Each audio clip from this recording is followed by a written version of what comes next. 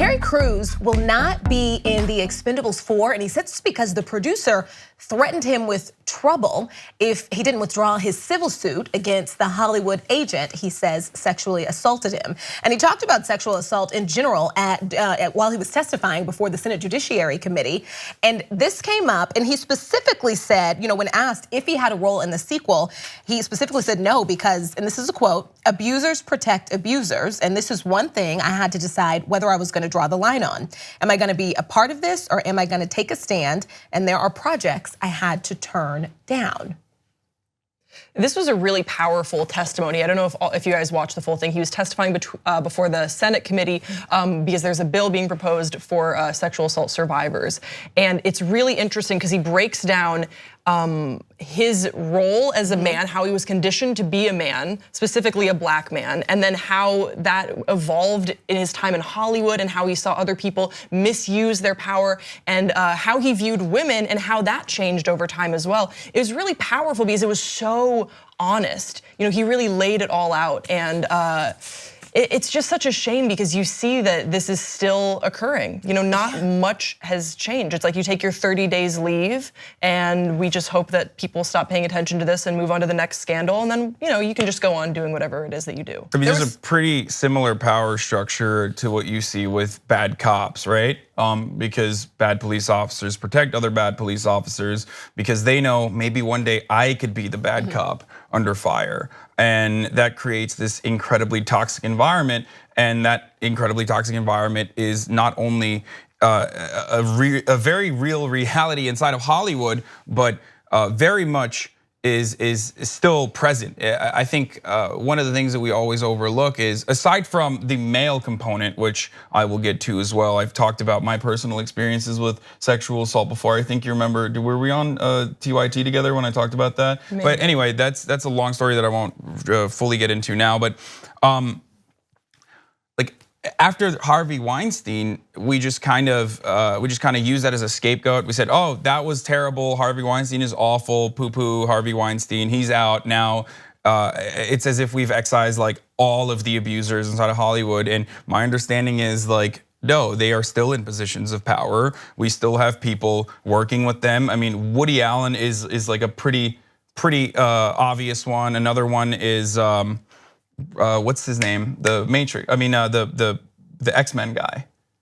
Oh, I know who you're talking. I can't anyway, remember the name, but basically, I think what you're pointing to is that Bryan Singer. Bryan Singer. Yeah. Basically, that what you're pointing to is that the abuse of power and corruption was systemic, and so we can too often it feels like you're holding up well, we got this person, so we're good now, without dealing with these systems that were in place that allowed this to go on for so long. It's not as simple as just giving you one name. This is the one person, and he's out now, so everything's good. We have to really evaluate, and I think that's what Terry Crews is talking about. We have to evaluate how was he allowed to do this for so long? There were people that were complicit. There were all these powers that were at play. It's not as simple as that. It's a little more insidious, and that's really what I took away from his testimony. I mean, it's still happening to him. I think there was so much power in him even telling the story. A bit of it was because this story needed to be told, and also there was support behind him coming out and telling the story for other women, and trying to show how often this happens. And the reaction to him, in a lot of times, it's just been disheartening. I mean, you saw the post 50 Cent posted the other day, and then Russell Simmons, of all people, right, with his laughing emoji underneath it. I mean, the other thing he said too, Russell Simmons needs to chill. Terry Crews was saying that there are other men that have approached him saying that similar things have happened to them, but they do not want to come forward. So there absolutely is how we treat men that come forward. We need to evaluate that. We need to change that. So it's great that he was adding his voice to that.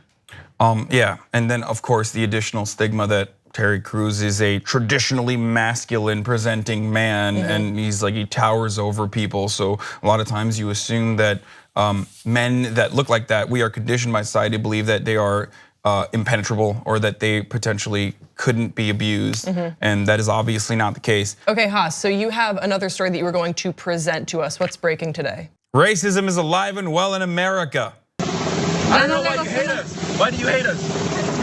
Because we're Mexicans? We're honest people right here. Yeah, racist. Rapists? How many people have I raped? How many drugs have I dealt? Huh? Oh yeah? Yeah. You believe everything you see on the news? Yeah. You see how we're working hard right here? I don't see what you're doing. You're also pulling it in everybody else's yard.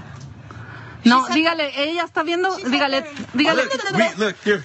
dígale, ya vio que acabamos. Come here, little boy. No. Come here, little boy. Dígale, dígale, tuviste. Yeah, I wonder where she got those ideas from. Because if you couldn't hear in the video, and this is something I covered yesterday on the breakdown as well, she says, you're rapists. She says she's an animal. She assumes that the person is illegal. He's not. Drug dealer. And a drug dealer. And then when confronted, he's like, how many people have I raped or how many drugs have I dealt? What are you talking about? She says, well, even the POTUS says so. And I think that's a very important aspect of this because she's literally mirroring every single thing that Donald Trump has said both on the campaign trail and still continues to say in his mini campaign trail now around the country from the bully pulpit. You know, obviously, we feel like the president is so full of BS. So a lot of times when you hear him say things like, who believes this guy? You know what I mean? How can any of this be believed? His rhetoric is so hateful and stupid, right? And so ill-informed, misinformed. And then you watch a video like this and my stomach, I don't know about you guys, it just like sank to the pit of my core because it's like, oh man, people are buying this. But I don't think it's as simple as people are buying it as much as it's a dog whistle to rile up people who already have those behaviors and who want to be able to be public about them. Yeah. Because the country that I've lived in my whole life has always looked like this. Yeah. And now just people don't stop talking when there's a cell phone. They feel good about it because the president is gonna support them. And then on top of that, they get angry when it comes out that their opinions are public, when you were comfortable about making your opinions very public when you harassed this person, but all of a sudden when the internet sees it and decides that you are an intolerable human being who is not benefiting, who doesn't understand the benefits of living in a society with a diverse group of people, then they're like, oh my God, well, I'm the real victim here. And you saw this with Permit Patty, you saw this with Barbecue Becky. Yeah, and then we platform these people. Look, racism, I think you brought up a really good point. Like obviously, this didn't happen overnight. Like Donald Trump is not the sole harbinger of all things bad in America, despite what liberal media might try to tell you. Obviously, all of these feelings existed. It's very much a core part of American identity for a lot of people. And the way I see it is a chicken or the egg situation. I think these people genuinely have tribalist roots, right? And everyone has it in some form, but they are ill-informed. They already have these hunches, and the problematic nature of Donald Trump or the Republican Party in general is to then really harp on those hunches that you might have, those racial anxieties that you might have that are already exacerbated by economic inequality, hopelessness, and fully rile up their base. I call it white identity politics. Like this is something that everyone does on the internet. I think Ta-Nehisi Coates mentions that as well, but both sides do it. Republicans just do it for white people, and because white people have been the majority, have been in the ruling class basically for generations, that you don't see it. You're not conditioned to see it. And only if you have been marginalized in some way do you have a better understanding of white identity politics.